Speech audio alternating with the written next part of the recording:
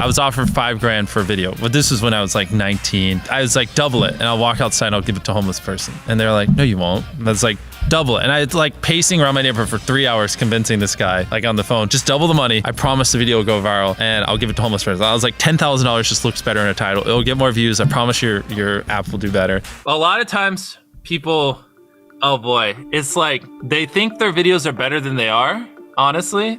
And tell them, Jimmy, tell them. I mean, they do that, and they have horrible friend groups because you really are like the type of YouTubers you hang around. It's getting people with the right YouTuber friend group that aren't pussies and will actually tell them when their content's bad and like actually roast it and help them get better in a nice, positive way. Basically what I did was I've somehow found these other like 4 lunatics. 3 of us were college dropouts. One was a high school dropout, and one, I don't know, he just like quit his job. We all were super small YouTubers, and we basically talked every day for 1,000 days in a row and did nothing but just like hyper study, like what makes a good video, what makes a good thumbnail, what's good pacing, like how to go viral. We would just get on Skype every morning, and like some days like I'd get on Skype at 7 a.m. and I'd be in the call until like 10 p.m. and then I'd go to bed, I'd wake up and I'd do it again. We'd do things like take 1,000 thumbnails and see if like there's a correlation to the brightness of the thumbnail to how many views it got. Imagine a world where it's just you working solo and you work 12 hours a day every day for like a year. And you're just grinding, you make a mistake, you learn from it, you grind, you make a mistake, you learn from it, and you do that for like a year.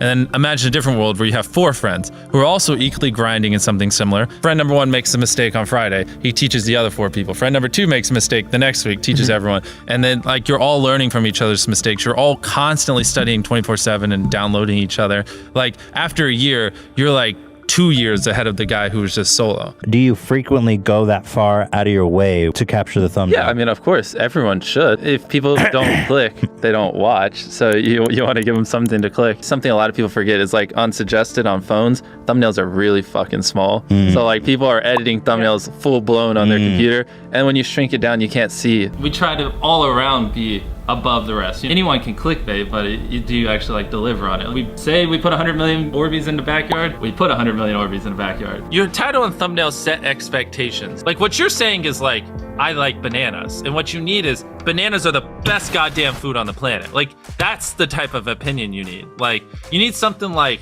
how to get 100 million views on YouTube, or not even that, that's not strong enough. You need something that makes people go, what the fuck? What the fuck did he say in that video? What the fuck?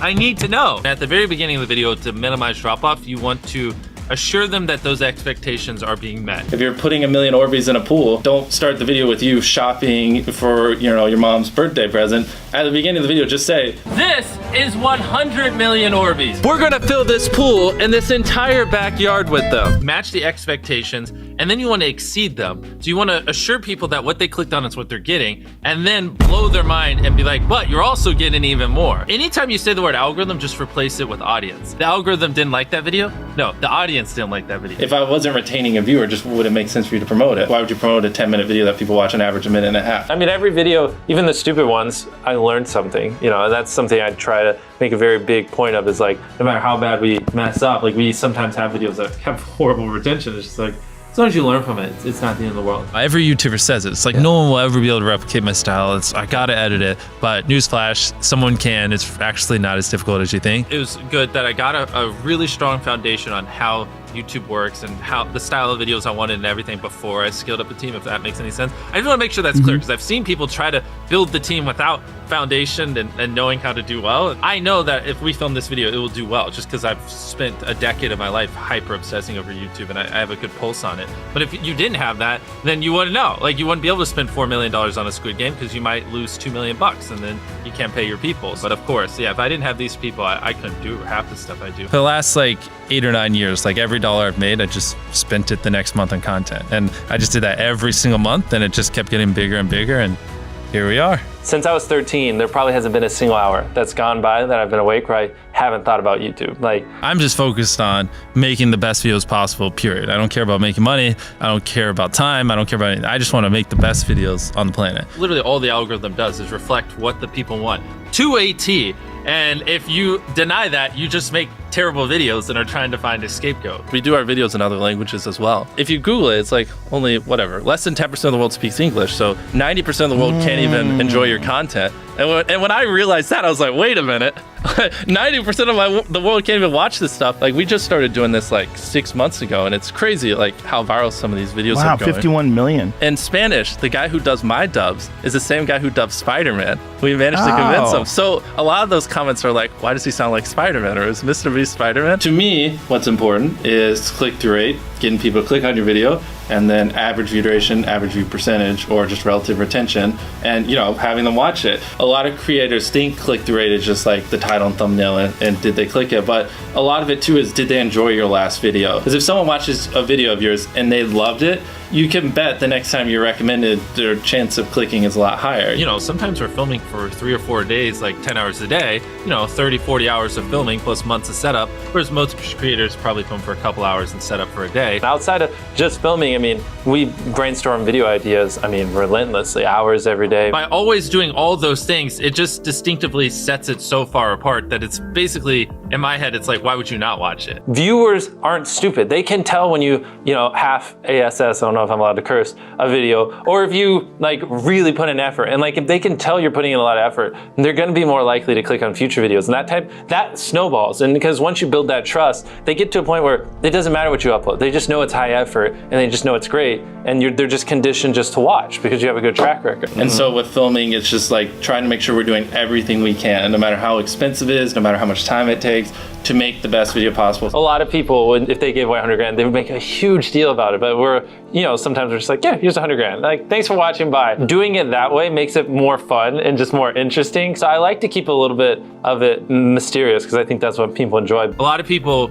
aren't willing to put in 10 hours days because they don't like what they're doing. So it's finding what they enjoy because it is like a long grind. You're doing for years, not months. So if you don't enjoy it, then you're gonna burn out. I just had the blessing of finding what I loved at a young age. So because to get to this level, it takes, a decade. Most people don't find what they love till their young 20s. So they'd be where I'm at in their 30s. I just lucked out and found it when I was really young. Living your life chasing a nicer car and a bigger and bigger box to live in is kind of a dumb way to go about life. I actually, funny enough, I lived in a super below average home. And I kind of learned why famous people don't live in below average homes, because someone broke in, stole everything I owned. So I had to get a little nicer house for security reasons. But before I was robbed, my place is a little duplex, $700 a month. You get a roommate's $360 split. People think just because you go for views means you can't have fun, but you can pull views and you can have fun, which is what we purposely try to do. If you're not doing something that's just inherently fun to you, you're just quit. Just give up. You gotta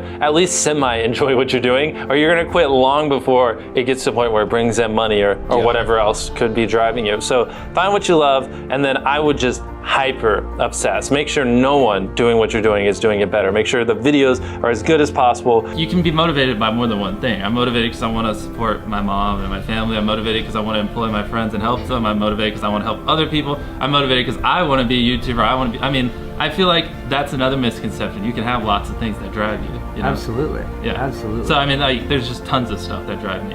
And everything drives me to wanting to be a YouTuber, so I kind of obsess over it. For the people that are willing to be coachable, I would say just education. There is a lot of misinformation out there that people live and breathe by, the weirdest stuff. I gotta upload at midnight on Wednesdays or my videos don't do well. It's just dumb stuff like that they don't realize how badly they're handicapping themselves. Some minor tips I could give is if somehow you could have a payoff at the end, then more people are gonna watch the end just to see what happened. Whichever one of these 456 people survives the longest wins 456 grand. Cut out all dull moments, try not to over-explain things. If a camera just sits on me and I'm just talking for 20 seconds, it doesn't hold retention as well as, maybe me talking and other footage popping up. It's much easier to get 5 million views on one video than 50,000 views on 100 videos. It takes way less effort to get 5 million views on one video. Back then, which I think small YouTubers should do, is I would reply to every single comment. And so I think a few people caught on that I would always reply. And so some people would just be like, I wonder how long it'll take for him to reply. So that was a lot of my comments when I was smaller, but at least it kept him coming back. In your analytics, and most of you probably know this, audience retention. You can see where people click off.